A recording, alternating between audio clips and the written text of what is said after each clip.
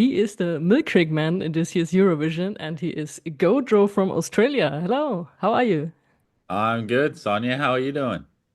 I'm fine, and I'm really thrilled to talk to you. It's nice to meet you finally. I saw your performance in Amsterdam, but now Oh, you were I'm able were to you talk you were to in you. Amsterdam? I was in Amsterdam, and I was really amazed that you were there, all the way from Australia. Where are you now? I'm actually in Luxembourg at the moment, That so means you're just down doing down the promo right road, kind now. of. Yeah, doing a bunch of promo stuff. I'm catching up with Laura Thorne tonight as well, who's the Luxembourg entry, obviously.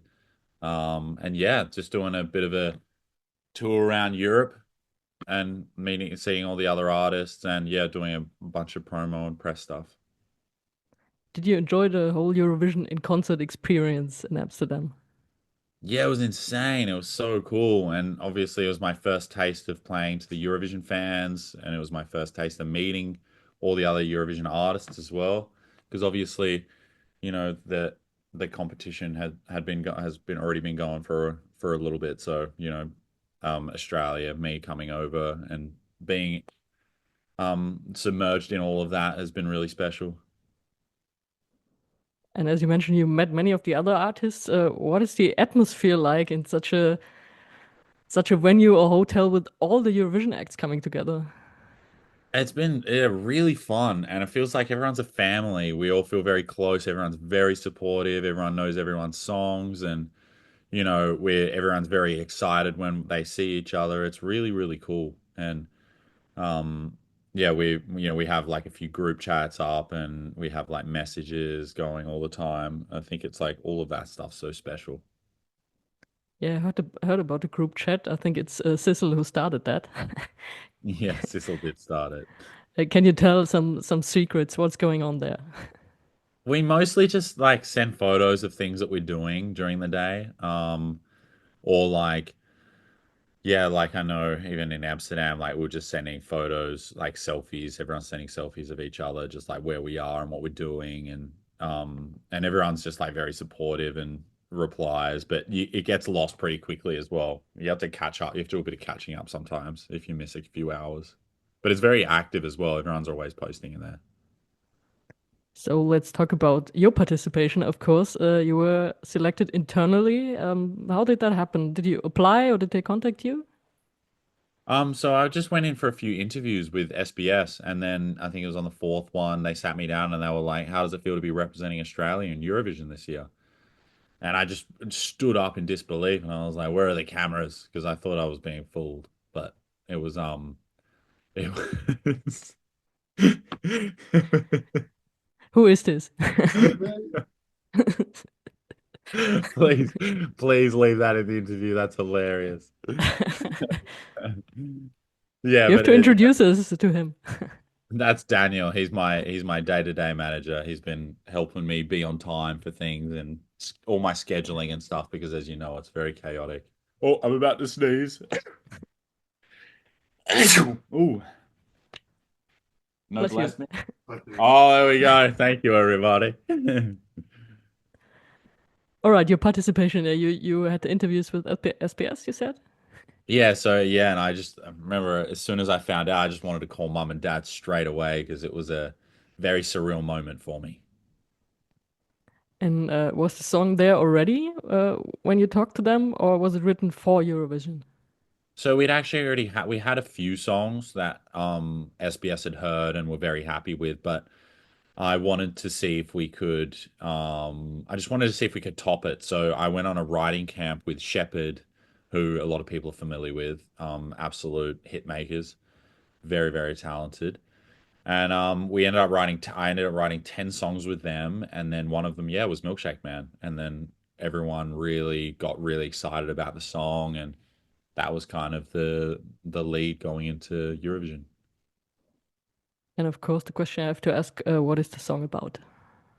Oh, I love that you ask. So yeah, the song actually has a deeper meaning because I know there's a lot of like stuff online as well, which I love about songwriting because you can listen to lyrics and it always comes down to how you interpret it, and songs can have multiple interpretations, which is beautiful, and I think it's a wonderful thing about songwriting. Um, But the song has a much deeper, it has actually a very deeper meaning to me personally. And it's all about confidence and self-expression, which is something when I was growing up, I had a lot of, but then there was a period in my life because I grew up very isolated from society. I had a beautiful childhood with my mum and dad, but I was very like I was quite far away from society because we grew up on like a block of land and weren't influenced by, the dense population. And then when I found that I was went in moved to the cities to like pursue my career, that was when I was like, whoa, okay, this is very unfamiliar for me. And I kind of like lost myself a little bit. And then when I learned how to, when I gained my self-expression and my confidence, all of that stuff back, I remembered the feeling and it was so empowering. And that's exactly what the Milkshake Man is. It's like this larger than life character that hopes to inspire other people to feel confident and to feel free and not afraid to do the things that I don't know they might be a little bit fearful of. And that's when I go into the lyrics in the second verse. The shake is not a drink; it's a state of mind. It's literally what it is. The milkshake is a state of mind. And we saw your performance in Amsterdam, but we don't know what your performance in Basel going to look like. Can you give me a hint? I do want to keep it secret. I think there's such a power and magic in watching a performance for the first time and not knowing what to expect. So I do want to keep it a secret, but I always appreciate being asked. Right. And you mentioned growing up away from society, and of course, being from Australia, it's always an interesting question. When and how did you find out about Eurovision Song Contest? Yes, well, my dad's French and he was born in France, grew up in France. My mother also has a very like rich European background as well. So yeah, dad introduced it to me when I was 4 years old. He had a VHS tape of Waterloo by ABBA, and I remember he used to play that quite a lot. And then obviously on SBS radio throughout the years, he would try to follow the contest as much as possible. So I was introduced to it at a very young age. And what role did music in general play in your upbringing? Well, again, I feel like music has always been an outlet, and I think most musicians will say that, where it's an outlet of, expression and things that we might not be able to say, I don't know, in like a human conversation. We can actually say it through metaphors, and we can kind of like hide how we're feeling through a play on words. And I think that's really beautiful about songwriting also. And there are many newcomers in this year's Eurovision, but you had a massive hit with Mrs. Hollywood. How does it feel to have a hit single like this? And does this help you for Eurovision now? It definitely does. I reference this a lot. Even when Mrs. Hollywood took off, that was my first moment of like, just being projected into the world and having such a large audience and eyes on me. So I learnt so much in that time, which I've been able to use in this moment as well. Like it's exactly the same. Like there's so many eyes on me and the project and the music and who I am as a person. But thankfully, I've noticed over the years that I can be my authentic self because I think a lot of people appreciate that, and I think it's also even it's a part and a reason to why I was selected as well, just being a personality and having like having the music to to kind of like speak my personality as well. You're also quite big on social media, and I know many artists have like mixed feelings about social media. Do you like it? Do you like to promote yourself in this way? Yeah, I do. I think it's special. Like a lot of artists don't really see it that way, but it's like making videos and promoting yourself and being online and showing the world who you are can be just as creative as writing songs. And I think we forget that as artists and we kind of see it as this task that we don't really want to be doing. But, I can understand as well, like it's like the start of everything as well. It's like when you first start riding a bike, it's just not fun. But until you master it, until you get good at it and you realize okay, this is what's working, that's when it becomes like enjoyable. And it's the same with music or playing a guitar, you know, it like takes years to kind of get there, but it's like it's all about persisting and keep on going and trying new things and pushing yourself beyond the barriers and out of your comfort zone, and that's the best way to do it. What is your goal at this year's Eurovision? Uh, well, I think just making Australia proud is, I mean, definitely big for me, but also just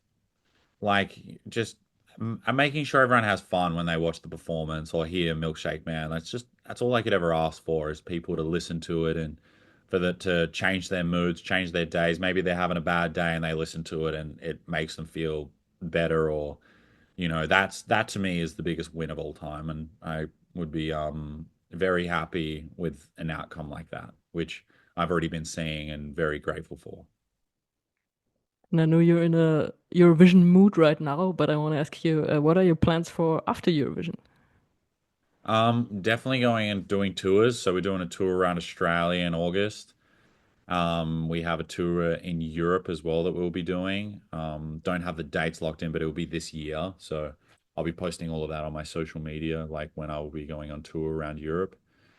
And releasing an album, making more music as well, and especially more music like Milkshake Man, because it is quite different to stuff that I've released in the past. And it's that's what I love about music as well, is you can be so diverse and you can change your sound and there's nothing there's nothing that forces us to not change our sound. So it's really fun being experimental, and I really like the sound and being more my crazy personality, which I feel like I can be in Milkshake Man. Like, when I lose myself in the song through my vocal performance and stuff like that. I just love character and voice. Like Talking Heads are one of my favorite bands of all time, and I think David Byrne, who's the lead singer, is like he's a great example of that. Just having so much personality in the way he sings. It's just so fun, and you just want to be a part of it. Are you going to somehow keep the artist name Milkshake Man? Well, I like to change it. It's like even when I did Mrs. Hollywood, a lot of people were referring to me as the Broccoli Boy, and I like to always change things up because I think people in this world their hunger is for um, innovation and new things. So I always want to make sure that's at the front of my mind. All right, but for Eurovision, you are our Milkshake Man, and we're going to see you in Basel. And thank you so much for taking the time and talking to me. Thanks so much for having me. I really appreciate it, especially coming all the way from Australia. It really means a lot to us for you giving us the time. So thank you.